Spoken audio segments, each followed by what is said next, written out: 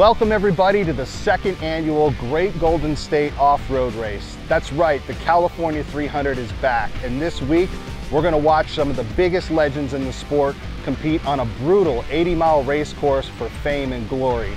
But today, it's all about taking care of this beautiful ecosystem around us, the gorgeous desert area here in Stoddard Valley OHV area.